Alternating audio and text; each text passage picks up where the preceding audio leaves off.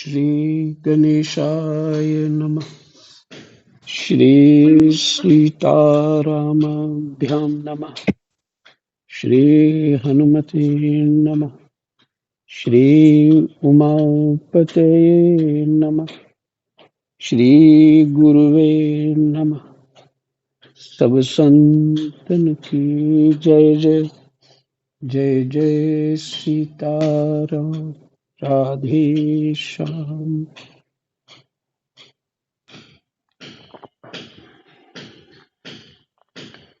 एकादश स्कंद 21वां अध्याय। 22 तक पाठ हो चुका है, फिर भी 19 से शुरू करूंगा।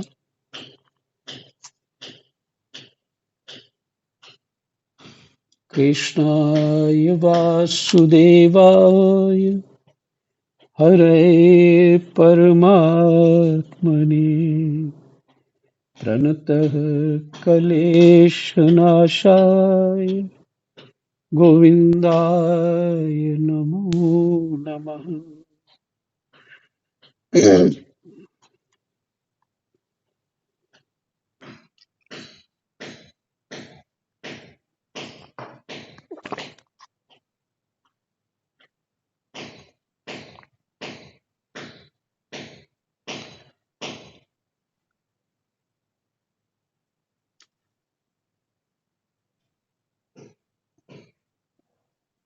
उद्धव जी, भगवान श्री कृष्ण कहते हैं, उद्धव जी, विश्व में कहीं भी गुणों का आरोप करने से उस वस्तु के प्रति आसक्ति हो जाती है।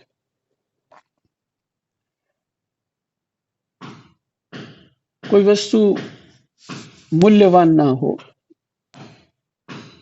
सस्ती मिलती हो, तो हमें उतना ध्यान नहीं देते उसको, और मूल्यवान हो तो बहुत ध्यान देते हैं और उस वस्तु को हम रखना चाहते या केयर करना चाहते, अथवा उसको महंगी वस्तु को ही प्रयोग करना चाहते हैं। क्यों है कि उसमें गुण है, इसलिए। तो विश्व में कहीं भी गुणों का आरोप करने से उस वस्तु के प्रति आसक्ति हो जाती है। ये वस्तु बहुत अच्छी है, फिर दूसरा दूसरा गुण, ये महंगी है, ये बहुत बहुत बहुत अच्छी है, तो उसके प्रति क्या हो जाती है? आसक्ति। ये मुझे चाहिए। अथवा बहुत सुंदर है कोई, बहुत सुयोग्य है कोई, ये सब तो गुण ही है ना। किसी प्रकार के भी गुण हो, उससे आसक्ति हो जाती है। आसक्ति होने से उसे अपने पास रखने की कामना हो जाती है,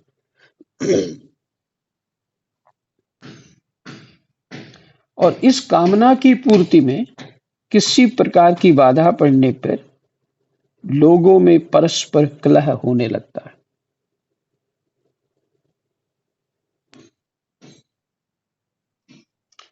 कलह से असह्य क्रोध की उत्पत्ति होती है, और क्रोध के समय अपने हित अहित का बोध नहीं रहता। गीता जी में श्लोक है पूरा, क्रोध से बुद्धि विनाशी हो जाती है। बुद्धि रहती नहीं, क्रोध रहता उस समय। तो विवेक का परिचय कैसे देगा तब जीव? तब तो विवेक होगा ही नहीं, है ना। तो क्रोध हमारे विवेक को हरण कर लेता है।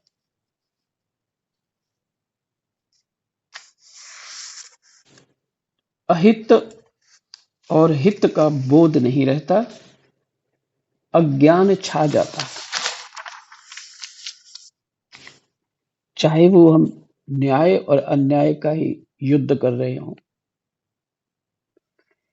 तो वो क्रोध से ही शुरू होगा। युद्ध जब एक प्रकार से क्रोध आ जाएगा, न्याय को ही लेके आ जाएगा क्रोध, तो भी बुद्धि नहीं नहीं कैसे नहीं हुआ, तुमने गलत किया, अब तेरे को ठीक करके ही छोड़ना। विचार नहीं किया ठीक और भी ढंग से हो सकता है, पर हम जनरल लोगों का स्वभाव ही ऐसा है कि हमें उस समय जब क्रोध आ जाता है, तब स्थिति ऐसी, बुद्धि का खाना खाली हो जाता है, वहां से विवेक नहीं रहता। इस अज्ञान से शीघ्र ही मनुष्यों की कार्य अकार्य निर्णय करने वाली व्यापक चेतना शक्ति लुप्त हो जाती है। ये कार्य अकार्य शब्द में ने विवेक ही खत्म हो जाता है।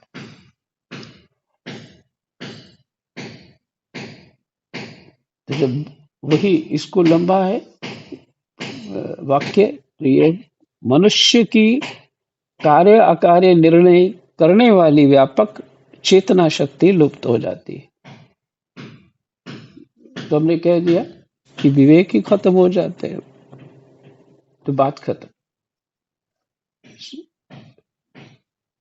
भगवान कह रहे हैं साधो, चेतना शक्ति अर्थात स्मृति के लुप्त हो जाने पर मनुष्य में मनुष्यता नहीं रह जाती।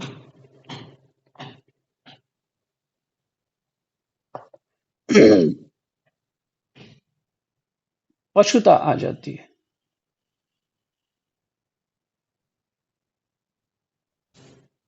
क्रोध यहाँ है तो फिर पशुता ही होनी है, ठीक है। और वह शून्य के समान अस्तित्वहीन हो जाता है। अब उसकी अवस्था वैसी ही हो जाती है जैसे कोई मूर्छित या मुर्दा हो, क्योंकि बुद्धि नहीं रही। मनुष्य के पास तो बुद्धि ही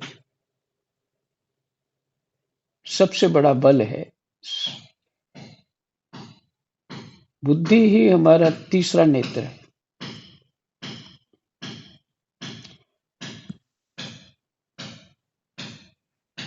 अज्ञान में पड़ा हुआ जीव अंधा है, ये शास्त्रों में कहा ही। और ज्ञान जिसको है उसी का तीसरा नेत्र खुला हुआ है। तो बुद्धि का खाना ही खाली हो जाएगा तो पशु ही रहेगा ना, पशु में भी बुद्धि नहीं होती।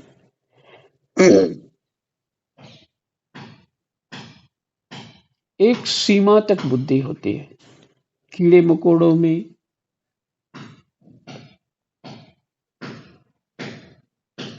देखिए बुद्धि तो पेड़ों में भी होती है।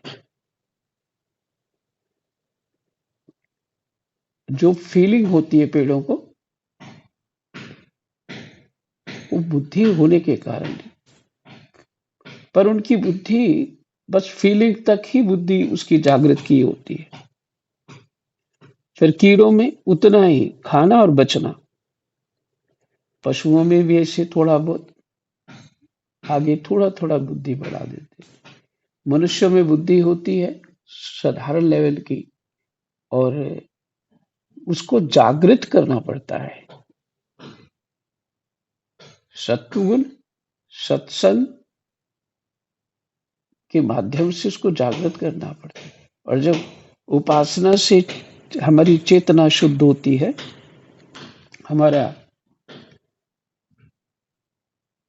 अज्ञान दूर होता है, तब बुद्धि जो है वास्तव में बुद्धि का अपना स्वरूप प्रकट हो पाता है। सत्वगुण विशेष में बुद्धि होती है, लेकिन और भी सत्वगुण विशेषता की सीमा तक पहुंचने में बुद्धि कितनी प्रकाशित हो जाती है। तो हमने जितनी बुद्धि प्रकाशित की है उसी ढंग से हम संसार में अपने कर्मों को कर रहे हैं।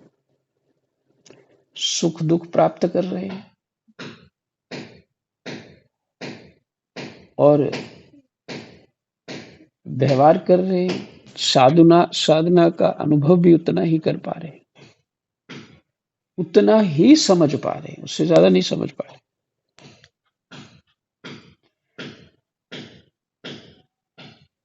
तो एक प्रकार से वो कहते हैं ना बुल्ले शाह, ये दाग न छुटने पापा वाले, जद तोमेगा दद रोमेगा। हम्म? साधना ही साबुन है एक प्रकार से। हाँ, क्या बोलते हैं बुल्ले शाह? बोले यार टोपी मैली मैंने बुद्धि, साबुन थोड़ा, ये बैठ किनारे तोमेगा। पानी तो है, साबुन कम है, उम्र ही कम हो गई है हमारी। ये दाग न छुटने पापा वाले, जद तोमेगा तद रोमेगा।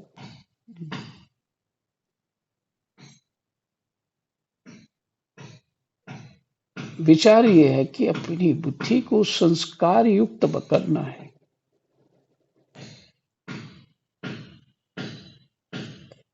और जितने जितने मनोयोग से पाठ को सुनेंगे समझेंगे उतना लाभ होगा। थोड़ा सा सुना और फिर ठीक है कुछ समझ आया, ठीक है, और उसके बाद फिर दूसरे कार्य में लग गए, फिर नंबर आया फिर सुन लिया। कार्य करो, कार्यों की इतनी महत्वता नहीं है, नहीं भी होंगे तो कुछ बिगड़ने वाला नहीं है। पर अगर बुद्धि सही नहीं हो पाई तो सब कुछ बिगड़ा रहेगा, जन्म जन्मांतर तक बिगड़ा रहेगा, क्योंकि फिर तो जन्म मरण ही प्राप्त होने।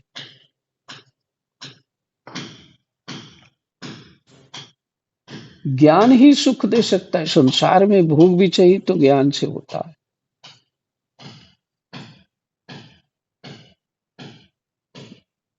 भोग का भी सदुपयोग वही लोग कर सकते हैं जिनके पास ढंग की बुद्धि होती है।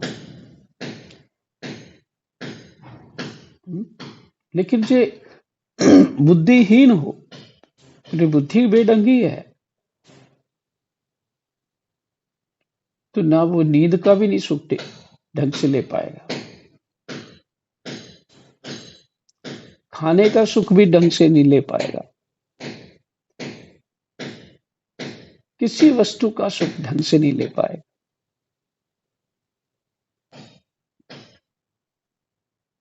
इसलिए बुद्धि का ध्यान रखना चाहिए, क्योंकि बुद्धि ही माया है, बुद्धि ही सब कुछ है।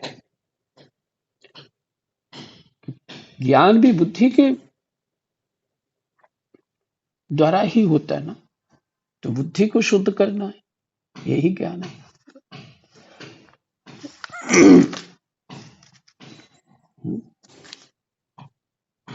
बुद्धि हमारी सारथी है ना, इंद्रियां घोड़े हैं और पीछे जीवात्मा जो है वो रथी है। सारथी नलायक बैठा दोगे तो क्या होगा?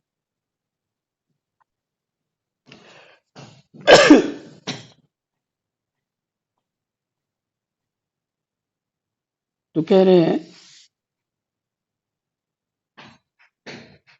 उस अवस्था, अब उसकी अवस्था वैसी ही हो जाती है जैसे कोई मूर्छित या मुर्दा हो। ऐसी स्थिति में ना तो उसका स्वार्थ बनता है और ना परमार्थ। स्पष्ट हो गया? ना कोई सुख हुआ और ना ही कोई परलोक सुधारा। विषयों का चिंतन करते करते वह विषय रूप हो जाता है, उसका जीवन वृक्षों के समान जड़ हो जाता है।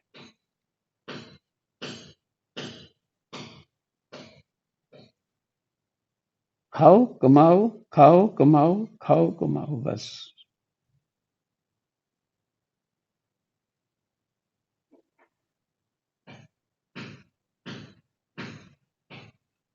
उसके शरीर में उसी प्रकार व्यर्थ श्वास चलता रहता है, जैसे लोहार की धोकनी की हवा उसे ना अपना ज्ञान रहता है और ना किसी दूसरे का। वह सर्वथा आत्म वंचित हो जाता है। उद्धव जी, यह स्वर्गादि रूप फल का वर्णन करने वाली श्रुति, यह स्वर्गादि रूप फल का वर्णन करने वाली श्रुति मनुष्यों के लिए उन उन लोकों को परम पुरुषार्थ नहीं बतलाती।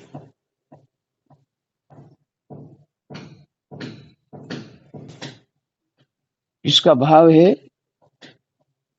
जो स्वर्गादि जो फल का वर्णन श्रुतियों में, वेद में हुआ है,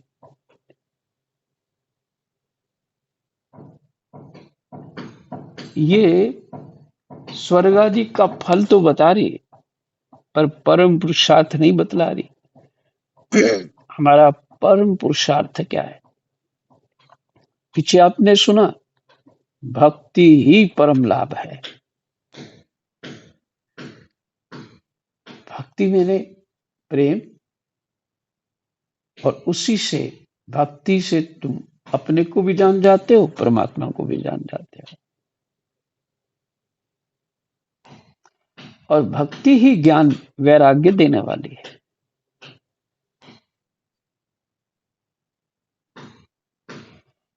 थोड़ा भी ज्ञान होगा तो वैराग्य हो ही जाएगा।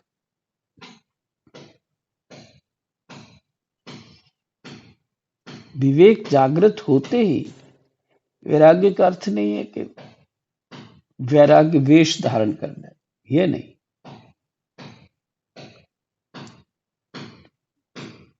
जहां पे खड़े हो वहां सेवा बुद्धि सबके प्रति रखो।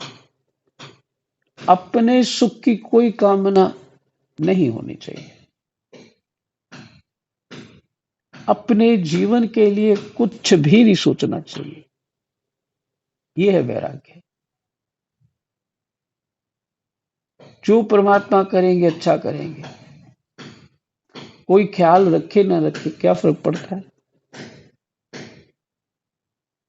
ऐसा हो ही नहीं सकता कि हमने अच्छे कर्म किए हों उसका फल ना मिले, और हम अच्छे कर्म नहीं किए तो और चाहे कितना भी अपना ख्याल रख लो, कोई केयर करने वाला नहीं मिलेगा। तो फिर टेंशन क्या है?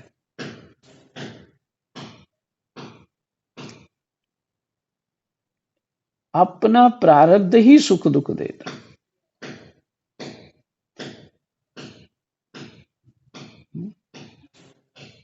देखिए, लोग परिवार के बीच, सब सुविधाओं के बीच मरना चाहते हैं।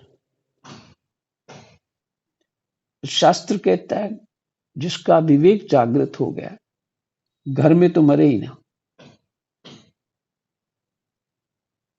क्यों? कि अंतिम जो उसकी स्थिति हो, वो घर के स्मरण की ना हो, केवल परमात्मा के स्मरण की हो।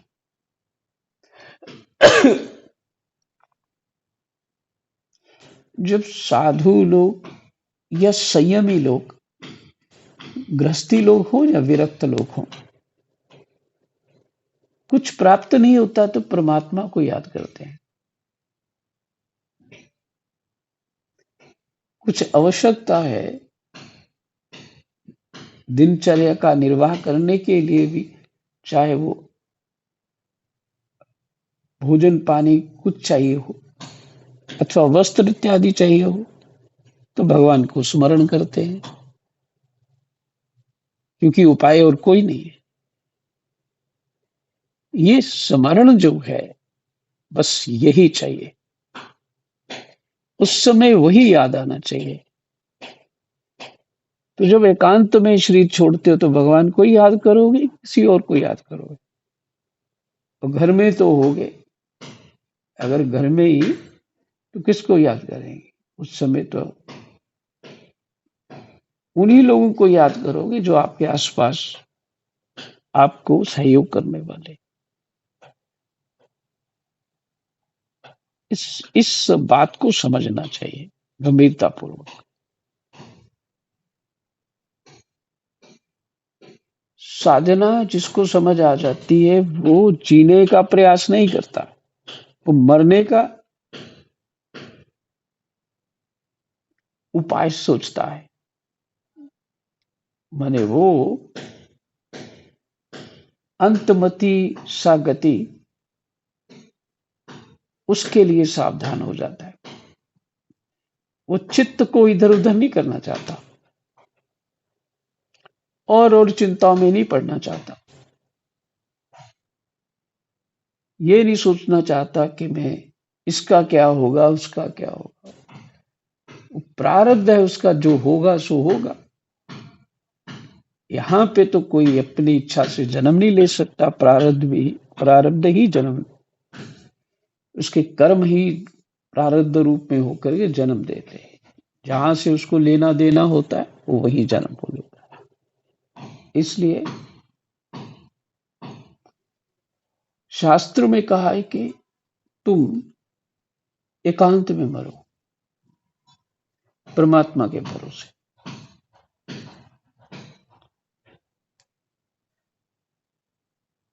तो ये परमात्मा की स्मृति होगी और यही परम लाभ है जीवन का।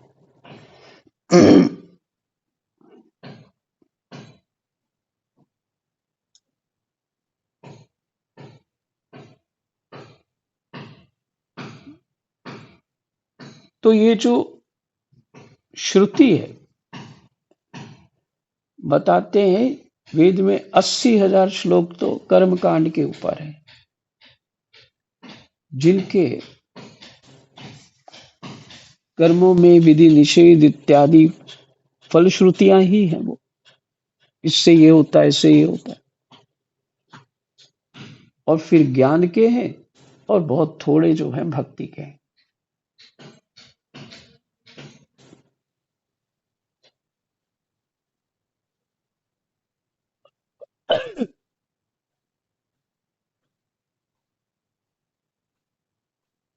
भगवान कहते हैं परंतु बहिर्मुख पुरुषों के लिए अंतःकरण शुद्धि के द्वारा परम कल्याण मोक्ष की विवक्षा से ही कर्मों में रुचि उत्पन्न करने के लिए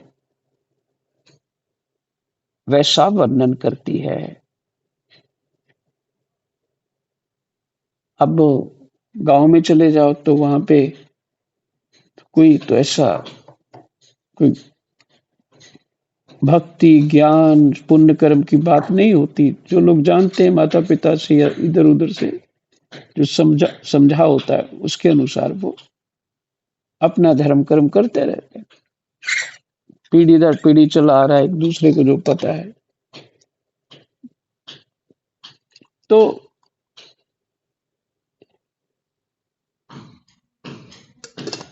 ऐसे तो कुछ ज्ञान नहीं होता जो सत्संग से उन महापुरुषों से जो प्राप्त होना चाहिए साधना के विषय में, वो फल का ही सब कुछ कि इससे ये पुण्य होगा, इससे ये पुण्य होगा।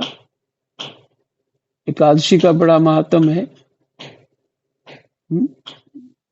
कार्तिक मास में नहाने का बड़ा महात्म है। माघ में ये महात्म है। ये सब किस लिए? कि एक प्रवृत्ति हो पाए उनकी संयम में रहने की, और पुण्य बढ़ने पर किसी साधक का कोई संग हो जाए। उसी रास्ते जाओगे ना जिधर से वो निकलते हैं, तो वही संग हो पाएगा ना। और विषयों में घूम रहे हो, संसार की वाह में घूम रहे, तो वो रास्ता दूसरा है, वो साधक तो उधर जाते ही नहीं।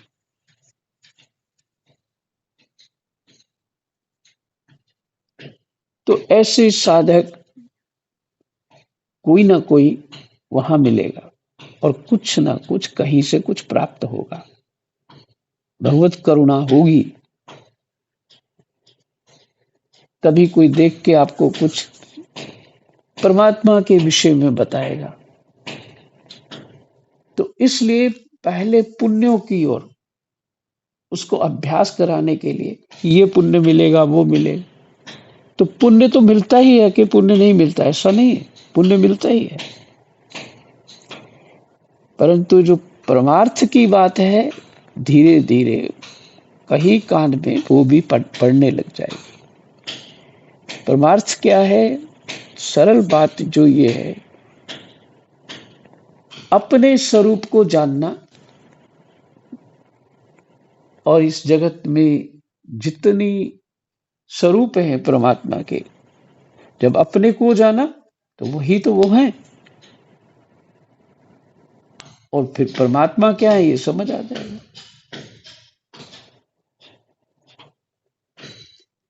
तो जीव आनंदमय यही वैकुंठ अनुभव करता है पहले, उसके लिए सब चतुर्भुज हो जाते हैं।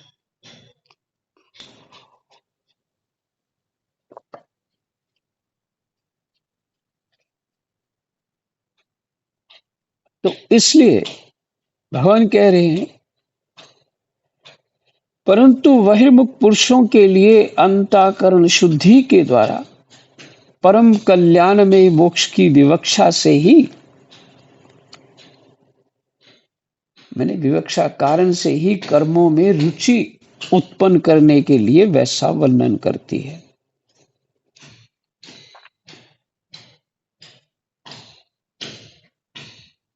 जैसे बच्चों से औषधि में रुचि उत्पन्न करने के लिए रोचक वाक्य कहे जाते हैं, जैसे बेटा प्रेम से गिलोय का काढ़ा पी लो तो तुम्हारी चोटी बढ़ जाएगी।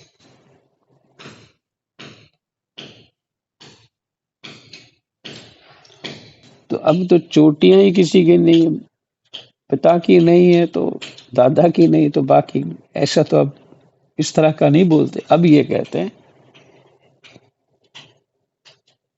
तुम भगवान को मंदिर जाओ, भगवान से प्रार्थना करो, तेरे नंबर अच्छे आ जाएंगे, तेरा ये दुख हो दूर हो जाएगा, वो दुख दूर हो जाएगा। तो ये गलत बात थोड़ी है, ठीक बात है। ये कथाएं जो होती रहती हैं, कईयों का ये होता है कि भाई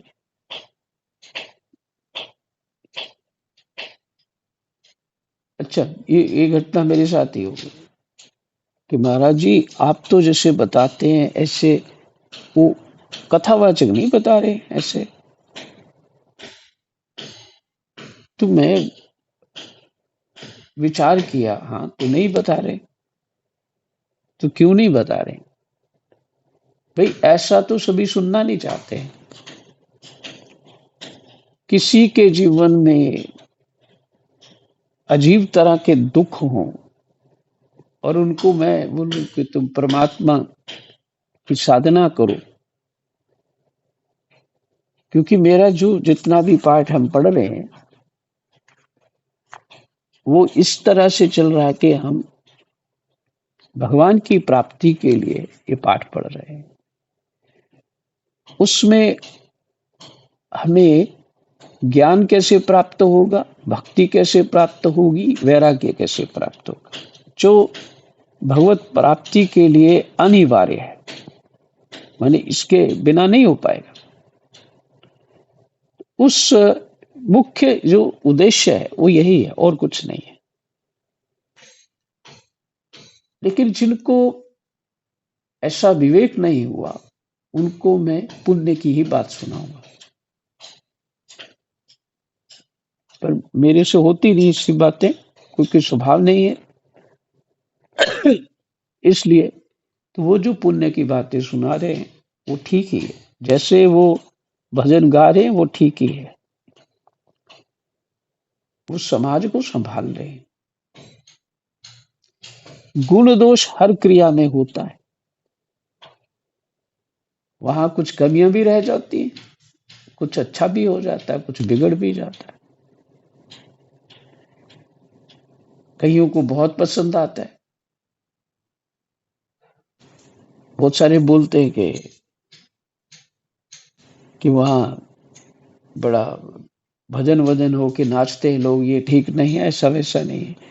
अरे वो भागवत को इसलिए, और वो ठीक ढंग से वो जो, और इच्छाओं के लिए अपनी इच्छा, वक्ता भी अपनी इच्छा पूरी करता और श्रोता भी, तो इच्छाओं के लिए हो रहा, तो कोई गलत नहीं हो रहा,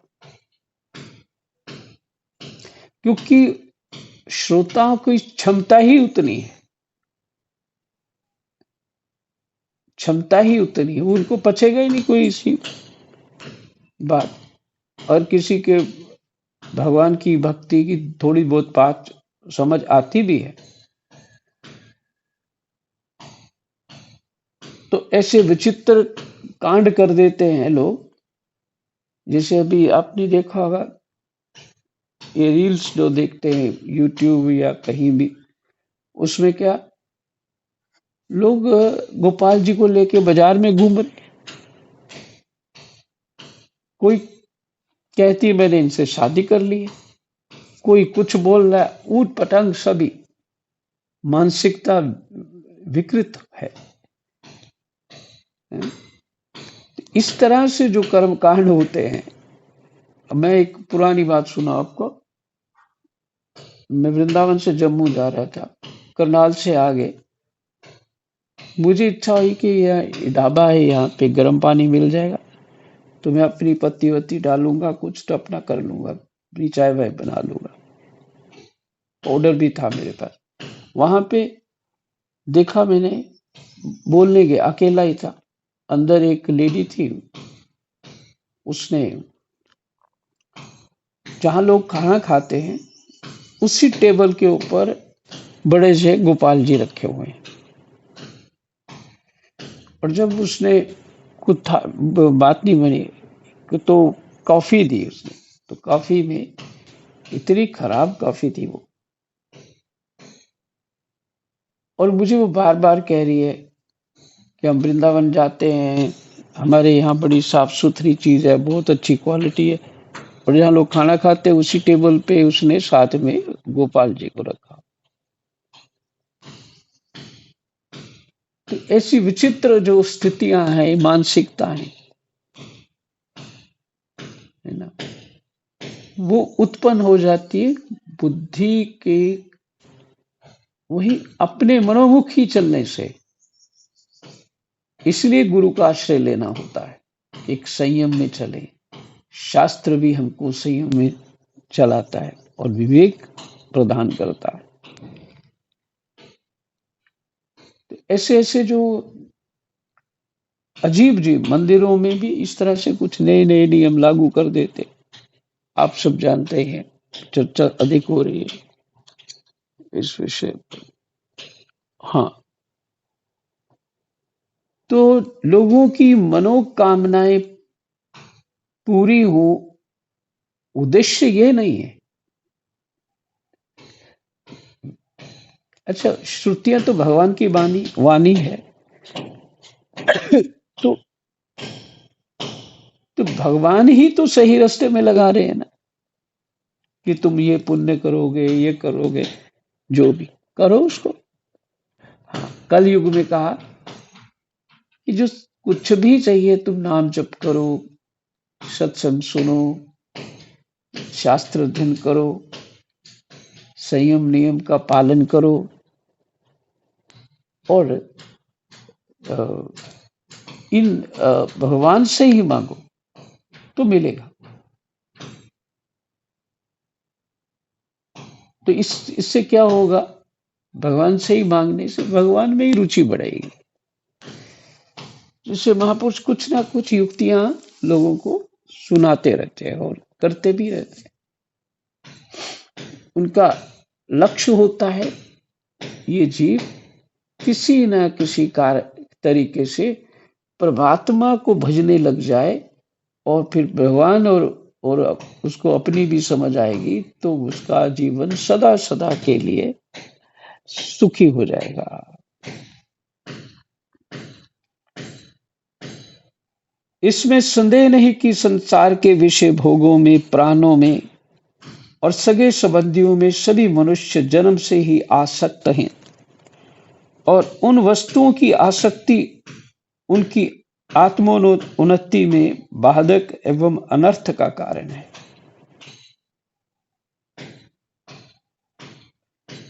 उन वस्तुओं की आसक्ति उनकी आत्मोन्नति में बाधक एवं अनर्थ का कारण है। आत्मा की उन्नति तो शब्द यह है कि उनके आत्मा को समझने का, आत्मा समझ की प्राप्ति होना। आत्मा की कोई उन्नति नहीं हो सकती, लेकिन यही कहा आत्मोन्नति, आत्मा प्रकाशित होगी। बाधक कारण क्या है? अनर्थ का कारण क्या है? आसक्ति।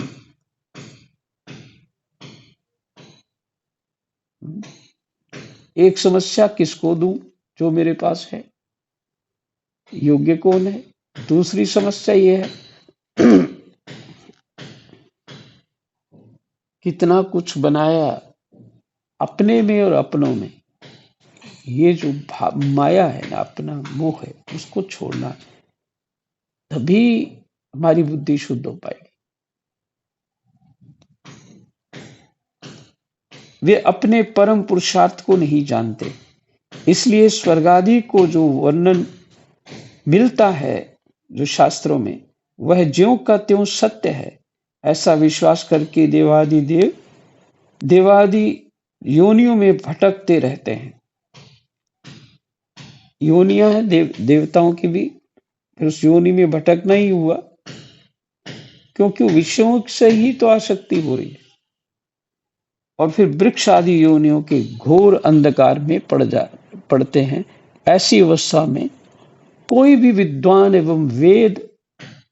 विद्वान अथवा वेद फिर से उन्हें उन्हीं विषयों में क्यों प्रवृत्त करेगा? अब तो समझ आ गई होगी। विद्वान और वेद उनको विषयों में क्यों प्रवृत्त करेगा?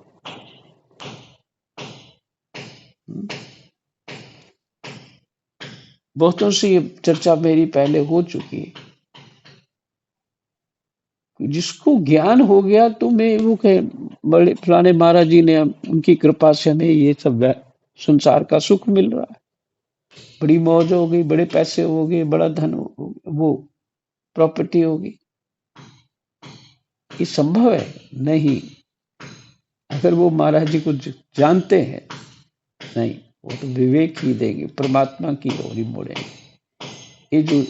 ये बातें हैं ना, इसको समझना चाहिए।